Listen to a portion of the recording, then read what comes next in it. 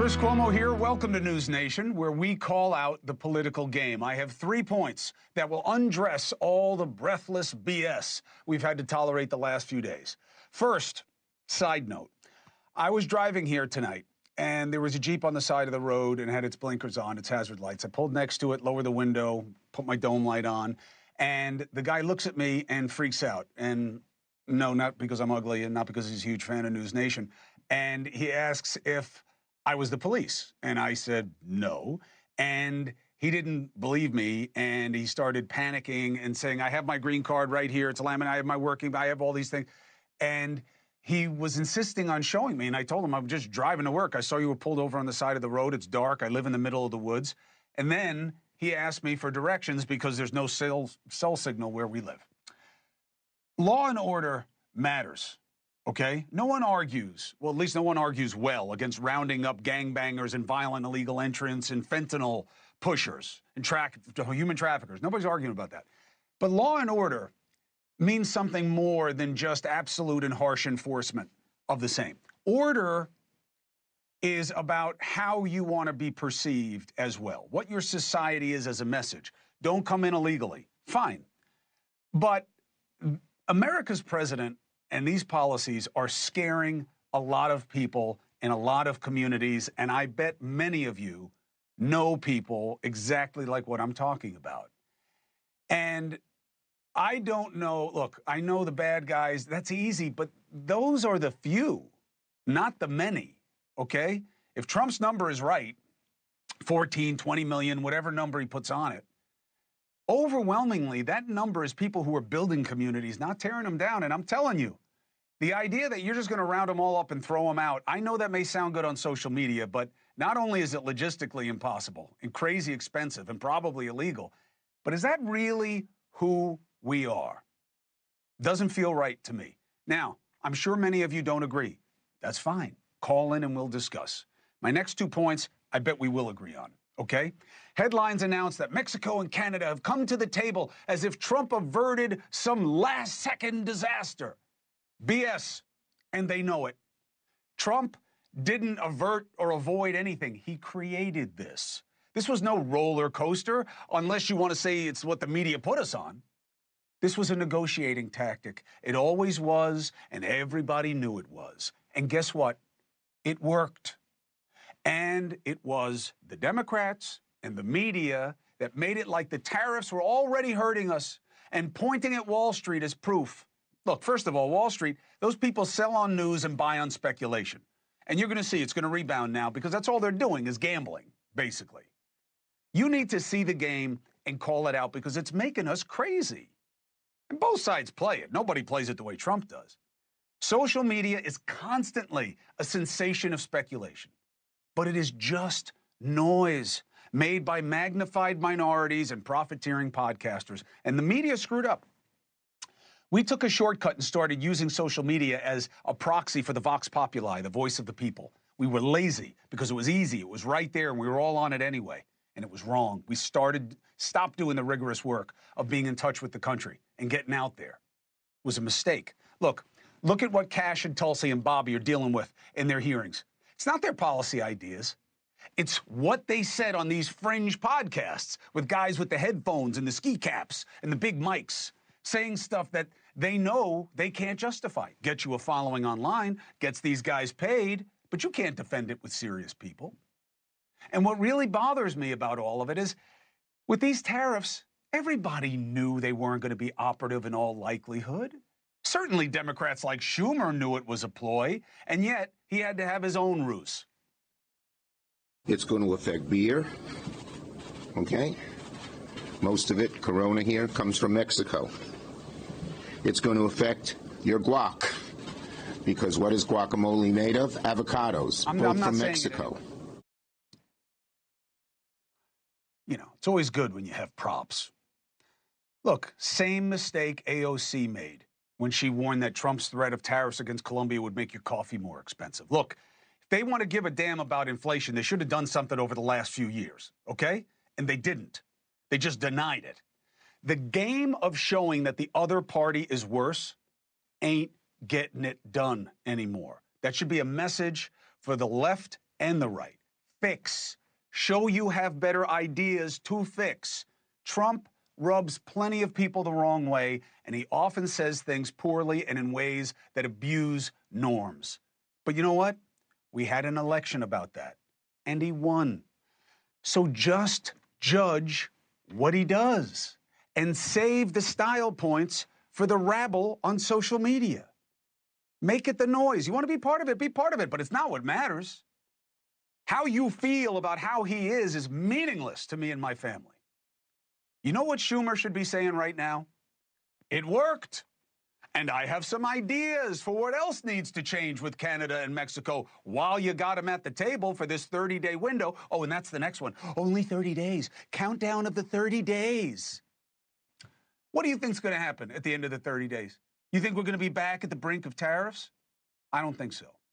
Media was saying Mexico was going to hurt us. Canada's going to hurt us. 2 points. First, they already do hurt us. Have you looked at the relative tariff structure? Put up the graphic.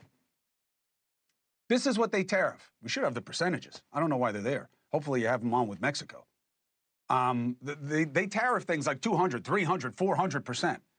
I don't know why I didn't give you the numbers on this. That's my fault. I'm sorry. This is useless information to you. The rates, we're talking 10%, 25%, 30%. Their tariff structure with us is way greater than that, okay? Now, this is something else, okay? Mexico does even more, and they actually just got rid of one of their tariff rules that exempted U.S. companies, move the prompter, manufacturing in Mexico from paying tariffs on key inputs like steel, aluminum, wood, plastic, glass. Now, that pie chart is what I need right now.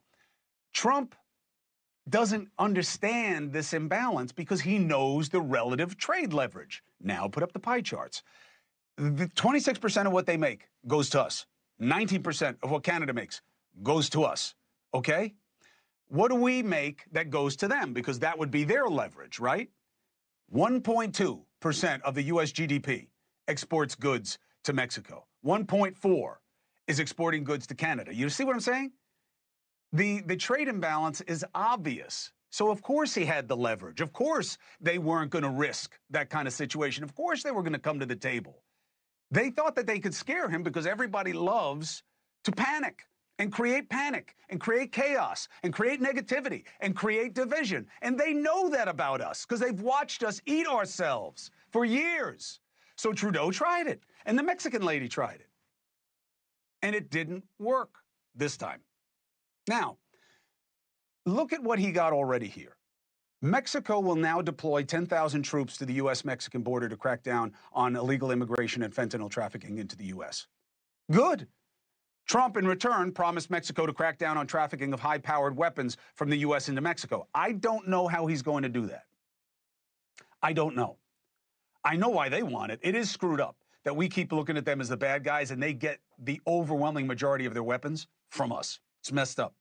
Canada went even further, promising to maintain spending this commitment of $1.3 billion on the border, 10,000 more people. Okay, you know, we have a huge imbalance with our staff, and we took a lot of our staff for CBP from the north and moved them to the south. We got problems in the north. I got Charlie LaDuff on tonight, and he's going to tell you why. So they're going to put in new choppers, technology. He's also going to designate cartels as terrorist organizations, name a fentanyl czar, and announced a new intelligence directive against organized crime that will be funded to the tune of $200 million. Okay? Now, there's a lot more to discuss. You cannot like Trump, but you have to give credit where it is due. Otherwise, nothing can be fair. Okay? You want to be a fair broker when he screws it up, then you got to be a fair broker when things go the right way. Now, again, I know they're saying that the tariffs are going to come back. I don't buy it, okay? And the media needs to stop judging how Trump talks and focus on how he walks and what works for or against Americans' interests. And there's going to be plenty to scrutinize, which takes me to the other drama, the USAID situation, United States Agency for International Development. This one is more hype than help, and I'll make the case. Everyone's celebrating. Trump spokesperson listing all the ways they waste money. Look at all the waste we found. Listen. Went crazy during the Biden administration. They went totally crazy what they were doing and the money they were giving to people that shouldn't be getting it and to agencies and others that shouldn't be getting. It was a shame. I love the concept, but they turned out to be radical left lunatics. These are some of the insane priorities that organization has been spending money on. $1.5 million to advance DEI in Serbia's workplaces, $70,000 for a production of a DEI musical in Ireland, $47,000 for a transgender opera in Colombia. I don't know about you, but as an American taxpayer, I don't want my dollars going towards this crap, and I know the American people don't either, and that's exactly what Elon Musk has been tasked by President Trump to do. Well, he better do better than that, because that is some penny ante stuff. Look, yeah, sure, dollar saved is great. It's great. You go on that level, there's going to be a lot of fat to pick. I don't know that Elon's the right guy. Where do we get that from, by the way? Because of what he did at Twitter, he just fired half his staff. And last time I checked, the business isn't killing it. Now, that list, I get you. It is, you don't want waste. And some of that stuff sounded kind of funky. But it was less than 0.5% of the budget of USAID. You want to cut waste, fine. But you got to stop talking about, we've got to get back to the Constitution. This doesn't violate. Hey, how about you read the Constitution? 7 articles, 27 amendments. Doesn't take a really long time. If you read it, you'd know the answers to these BS questions. Trump is going to stop all funding of foreign aid. Can Trump do that? No. Why? Who has the power of the purse strings? Congress. If they allocate money, he gets to execute the allocation, but he can't just cancel it. Oh, yeah, but he can get rid of the agency, and Elon's going to do it. Trump cannot get rid of a federal agency by himself. Read the Constitution. Look at the legal precedent based on the articles in the Constitution. Same reason, checks and balances. Yes, this agency is under the executive branch, under the president, but not under his exclusive control without checks and balances, especially when Congress allocates money for things. And you know who really can't do any of the things that are being talked about, especially on Twitter, of course? Musk. He isn't deciding anything about aid or agencies. You think Trump is going to let this guy just tell him what to do? Really? Really? Have you learned nothing of how this process works? We give foreign aid not out of the goodness of our hearts. We give aid to foreign countries because it is good for us. It creates stability, helps our trading partners, helps put down insurgencies that could come after us and hurt our interests and all of the different corporations that are doing business in these other places. And let me tell you something, if Elon Musk is behind sending government emails to USAID employees about whether or not they're fired or supposed to be at work, that's a problem.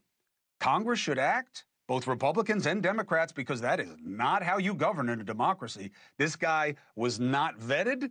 I know he's got a clearance, but that's for SpaceX. That's different. That doesn't allow him to go into any agency and do what he's doing.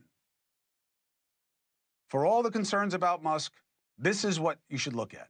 An unelected, unvetted advisor. Not only is it what he's doing in government, it's what he's doing with his site. He is clearly given reach to propaganda that he likes that helps Trump. And he is probably, and I can tell from my own thread and what I see around, I don't see things getting wattage the way they used to. And that has to be known and it has to be scrutinized. And if we're going to talk about who's getting money from the U.S. government, I think we should start with him. And his other tech bros, what kind of money are they getting from the government? Should that be scrutinized? Hey, thanks for watching. Go to joinnn.com to find NewsNation on your screen. And don't forget, click the red subscribe button below to get more of NewsNation's fact-driven, unbiased coverage.